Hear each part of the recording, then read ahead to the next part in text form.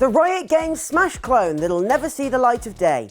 Sonic's boss wants to put him in an RPG, and the summer tournament serving up an esport. I'm Matt Simpson, and this is Ginx News. You've got to give it to Riot Games. First, they made the biggest MOBA in the world. Sorry, Dota fans. Then they released probably the best auto battler on the market, followed by a mobile game that made over $1 billion, and in the same year, produced an FPS which leapfrogged established esports, like Apex Legends and PUBG. It's fair to say, they know what they're doing. So if I told you they were developing a Smash Bros style fighting game, you'd probably give them the benefit of the doubt. Well, they certainly were doing just that, but unfortunately that's no longer the case. Codenamed Pool Party, it was set to take place in the League of Legends universe, presumably with a bunch of champions from League and also Valorant. Apparently, it was pitched as a platform fighter like Smash Melee, with a team of 70 to 80 people behind it, many of whom have now had offers to be reassigned within the studio. So now you know what's happened, I guess the question is, why? Well, by the sounds of it, they've been keeping a close eye on Multiverses, one of the other party fighting games. The one which launched in open beta, then went away and came back strong, but has sort of fizzled out now. And that's a game whose fighting roster included the likes of Batman, Bugs Bunny, and Agent Smith from The Matrix. All characters who are a lot more recognisable to casual gamers than whoever this fella is. So Riot have clearly been spooked by the failure of Multiverses, and probably come to the realisation that most League of Legends players won't suddenly want to play a Smash-like fighting game just because their favourite champions are in it. But you know what? While this may be disappointing for fans, it might not necessarily be a bad thing when studios spot red flags and decide to do something about it before they go too deep. You just need to look at the likes of Redfall to see what happens when you flog a dead horse. And it does make you wonder what's happening with Riot's other fighting game, 2XKO. I know it's more in the vein of Marvel vs. Capcom or Guilty Gear Strive than it is Super Smash Bros, but it's a pretty saturated market as it is, and might face the same issues that Pool Party did. But then people did say that about Valorant, and well, look at it now. Anyway, what do you think? Has Multiverses effectively killed off any hope of rivals to Smash? Or is there life in that dog yet? Let us know down below.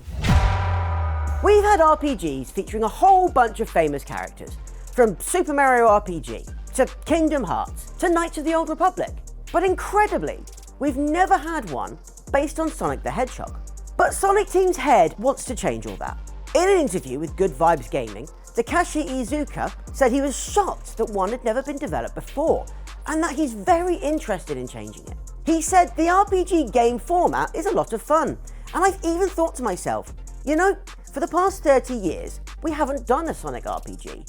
And I'm questioning myself, why haven't we done a Sonic RPG in all this time? How have we gotten to 30 years with no RPGs? Now, putting aside the fact that he called them RPG games, much in the same way he probably says pin number or ATM machine, he's got a point. Sonic's historic output can best be described as mixed. For every Sonic 2 or Sonic Mania, there's a dozen Sonic Booms or hedgehogs kissing actual human women. Yes, kids, that really did happen. But Sonic Team have never created an RPG. Now, to some extent, that might make sense. Traditional RPGs are turn-based, generally slow affairs, featuring extensive dialogue, methodical gameplay, and balancing strategic decisions. Pretty much the antithesis of gotta go fast. Now, technically we have seen a Sonic RPG, 2008's The Dark Brotherhood. However, this was actually developed by BioWare. Yes, the Dragon Age and Mass Effect people. And let's be honest, this is almost certainly the first time you're hearing of it. Sadly, it looks like this won't be added to in the near future though. Iizuka said that it's just a dream right now. There are no concrete plans at this point. But that doesn't mean to say it will never happen at all. I mean, if our boss said he wanted Ginx to start a new video game dance show on our Patreon Ginx Plus, which currently has a 7-day free trial and includes brand new and exclusive first hour episodes, a back catalogue of shows, and votes on the content we make, you can bet Ginx Dance would be on the cards at some point. Do you want to become an esports pro but feel like you'll never catch up to the likes of Faker, Simple, or No-Tail? Well, fear not, because there's a brand new esport in town, and it's being served with strawberries and cream. That's right, the Wimbledon Tennis Championship is hosting its own esports tournament. Now, Wimbledon isn't exactly known for being at the cutting edge. Posh people in garishly coloured trousers sipping champagne in South London's poshest suburb doesn't exactly give off Silicon Valley vibes. However, we shouldn't be so quick to judge, and it seems they're now attempting to corner the tennis esport market for themselves. But hang on, you ask, how exactly can tennis be an esport? Well, 2K recently revived the Topspin series of games, dropping 2K25 back in April, providing the perfect platform for gamers to jump into the tennis action. Qualifiers are open now and run until the end of the month, with the finals taking place on the 12th of September. The team behind the event are trying to bring more young people into tennis, and esports is seemingly a good way of going about it. They've got the guys at Blast running the whole thing, who organise a lot of the majors across the UK. Now, unfortunately, you won't win any money if you're victorious, but you do get to take home a gold-plated PS5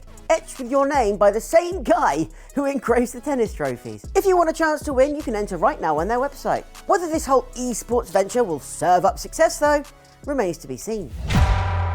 It's time for the quickfire round, and I know we've talked about League of Legends already, but it's quickfire. If you don't like it, just skip ahead a bit. Everyone's favourite yordle has been found in the wild, except it's a crab. You see, scientists have discovered a new species of crustacean and called it Timo, or Gothus timo if you want its full name, because it sort of resembles the actual Timo. I mean, I don't see it myself, but then again, I'm not a scientist. Next up, to celebrate 50, yes that's right, 50 years of Dungeons & Dragons, here in the UK, the Royal Mail have created a line of 14 stamps, illustrated by renowned D&D artist Wayne Reynolds. There are loads of other items on offer too, so if you're a D&D fan and have more disposable income than the king himself, you might want to have a look.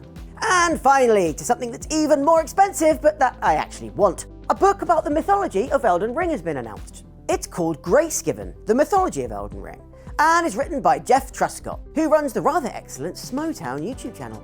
It's not an official book and hasn't been endorsed by FromSoft or Bandai Namco, but it looks pretty extensive. Over 500 pages with 20 colour illustrations, 100 spot illustrations, and loads of other stuff. Be warned though, the standard edition is selling for a cool £215, the limited edition £601, and the benefactor edition, whatever that means, will set you back £858. You know what, I take back everything I said about the stamps, just go buy those instead. And that's it for today, and for the week. I shall be back on Monday. Have a great weekend.